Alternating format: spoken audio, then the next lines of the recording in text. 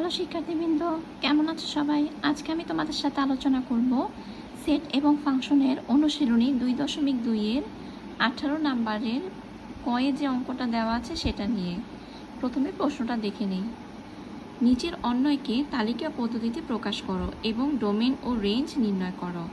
একটা অন্বয় দেওয়া আছে, সেই অন্বয়টাকে তালিকা পদ্ধতিতে প্রকাশ করতে হবে এবং ডোমেন ও রেঞ্জ নির্ণয় করতে হবে। তো ফার্স্টে আমি দেখে নিই আমাকে কি অন্বয় দেওয়া হয়েছে। অন্বয়টা হচ্ছে R equal x comma y such that x is belongs to A comma y is belongs to A এবং এক্স প্লাস ওয়াই ইকুয়াল 1, যেটা একটা শর্ত, যেখানে এ ইকুয়াল -2 -1 0 1 2। এ মান হচ্ছে -2 -1 0 1 2। এবার আমরা সমাধানে চলে যাই।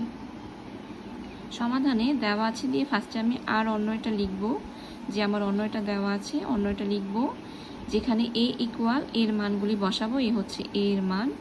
এবার আর এ বর্ণিত শর্ত থেকে আমরা পাই এ হচ্ছে আমার শর্ত এক্স প্লাস ওয়াই ইকুয়াল 1 বা সুতরাং ওয়াই ইকুয়াল 1 মাইনাস এক্স। এখন প্রত্যেক এক্স ইজ বিলংস টু এর জন্য ওয়াই ইকুয়াল 1 মাইনাস এক্স এর মান নির্ণয় করি। অর্থাৎ এক্স এর মান বসিয়ে ওয়াই এর মান নির্ণয় করব। এক্স এর মান হবে কোনগুলো? এখানে বলে দেওয়া আছে যে এক্স ইজ বিলংস টু এ, অর্থাৎ এ সেটের মধ্যে যে উপাদানগুলো আছে সেই উপাদানগুলো আমরা এক্স এর জায়গায় বসাবো। তাহলে আমি এরকম ছোট্ট একটা ঘর করে নিয়েছি এবং উপরে এক্স এবং নিচে ওয়াই লিখব। আর এক্স এর পাশে মানগুলো হবে হচ্ছে -2 -1 0 1 2। এই যে আমি মানগুলো উল্লেখ করেছি।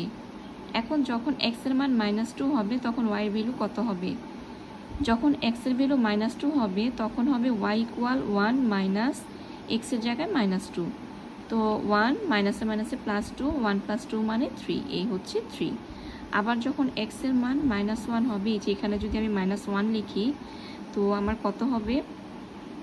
এক্স ইকুয়াল -1 হলে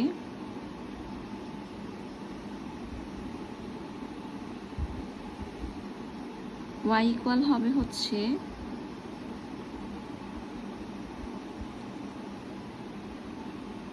এই হচ্ছে, এভাবে আমি মানটা বের করব। অর্থাৎ এক্স এর জায়গায় -1, তো মাইনাসে মাইনাসে +1, তা 1 + 1 মানে 2, এই হচ্ছে 2।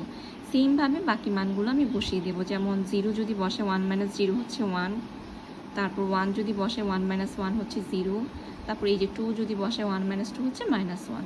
তো যেহেতু মানে এখানে এর মধ্যে 3 কিন্তু নাই, আর বাকি যে 2 1 0 -1 এখানে আছে, তো 3 যেহেতু নাই, 3 ইজ নট বিলংস টু এ, অর্থাৎ এই সেটের মধ্যে 3 উপাদানটা নাই। সুতরাং এ মানে 3 রিলেটেড, অর্থাৎ -2, 3 ইজ নট বিলংস টু আর। সুতরাং অন্যয় হবে হচ্ছে আর ইকুয়াল -1, 2 0, 1 1, 0 2, -1। সুতরাং ডোম আর ইকুয়াল হবে -1 0 1 2, আর রেঞ্জ হবে 2 1 0 -1। এই হচ্ছে আমি সিরিয়ালে লিখেছি -1 0 1 2, এবং এটাই হচ্ছে আমার অ্যান্সার।